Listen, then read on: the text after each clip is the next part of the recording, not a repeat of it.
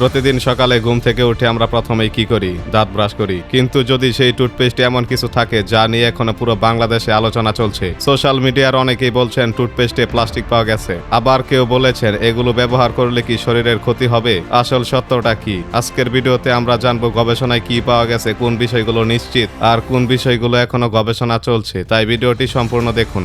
গবেষণায় কি ঘটেছে? সম্প্রতি পরিবেশ ও সামাজিক উন্নয়ন সংস্থা ESDO একটি গবেষণার ফল প্রকাশ করেছে। প্রায় 1 বছর ধরে পরিচালিত এই গবেষণায় বাংলাদেশের বাজারে বিক্রি হওয়া 19টি ব্র্যান্ডের 34টি টুথপেস্ট পরীক্ষা করা হয়। গবেষণায় দেখা যায় 34টির মধ্যে 26টি নমুনায় মাইক্রোপ্লাস্টিক শনাক্ত হয়েছে। অর্থাৎ পরীক্ষিত নমুনার প্রায় 76.5% মাইক্রোপ্লাস্টিক পাওয়া গেছে। মাইক্রোপ্লাস্টিক আসলে কি? এখানে একটি বিষয় পরিষ্কার করা জরুরি। অনেকেই ভাবছেন টুথপেস্টের ভিতরে অনেক বড় বড় প্লাস্টিকের টুকরো আছে, কিন্তু আসলে তা নয়।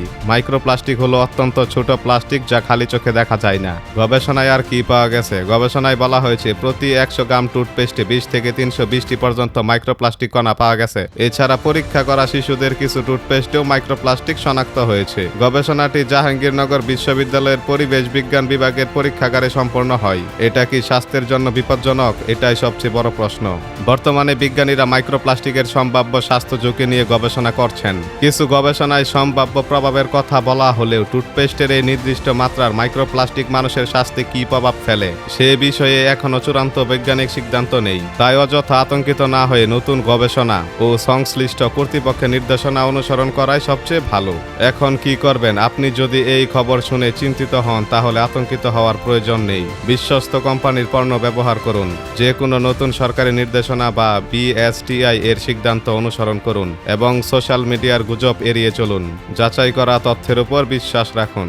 এখন আমরা জেনে নেব কোন কোন টুথপেস্টের ব্র্যান্ডের মধ্যে কতটুকু মাইক্রোপ্লাস্টিকের কণা পাওয়া গেছে। মেডিপ্লাস ফ্লোরিড জেল 320টি কণা, ক্লোজ আপ রেড হট 160টি কণা, ক্লোজ আপ মেন্থল ফ্রেশ 160টি কণা, কুডু মাল্টা শিট ফর্মুলা স্ট্রবেরি 140টি কণা, সিগন্যাল গ্রিন টি 120টি কণা, পেপসুডেন্ট অ্যাডভান্স সল্ট 100টি কণা, হিমালয়া কমপ্লিট কেয়ার 100টি কণা, সেন্সোডাইন ফ্রেশ মিন্ট 80টি কণা, পেপসুডেন্ট সেন্সিটিভ এক্সপার্ট 60টি কণা, হোয়াইট প্লাস রেড 60টি কণা, white plus pro sensitive gel 60টি কণা, মেরিল বেবি স্ট্রবেরি 60টি কণা, সিগন্যাল হোয়াইটেনিং 60টি কণা, মেডিপ্লাস TGP ফর্মুলা টুথপেস্ট 60টি কণা, MMPM হার্বাল টুথপেস্ট 40টি কণা, মেডিপ্লাস DS 40টি কণা, পেপসুডেন্ট জার্মিচিক 40+ কণা, মেরিল বেবি অরেঞ্জ 40+ কণা, ম্যাজিক হার্বাল 40টি কণা, মেসবাক 40টি কণা, ক্লোজ আপ মেন্থল ফ্রেশ শেষে 40টি কণা, ডেন্টিন জেল টুথপেস্ট 20টি কণা, পেপসুডেন্ট কিডস অরেঞ্জ 20টি কণা, close up lemon sea salt 20টি কণা,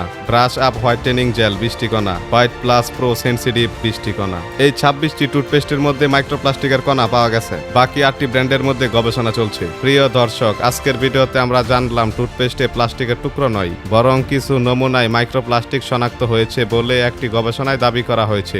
এই গবেষণার ফল নিয়ে এখন জনস্বাস্থ্য গবেষক, নিয়ন্ত্রক সংস্থা এবং উৎপাদনকারী প্রতিষ্ঠানগুলোর মধ্যে আলোচনা চলছে। আপনার কি মতামত? এই বিষয়ে আরো কঠোর পরীক্ষা ও মান নিয়ন্ত্রণ করা উচিত? কমেন্টে অবশ্যই আপনার মতামত জানাবেন। ভিডিওটি ভালো লাগলে একটি লাইক দিন, শেয়ার করুন। নেক্সট জীবন বাংলা চ্যানেলটি সাবস্ক্রাইব করতে ভুলবেন না।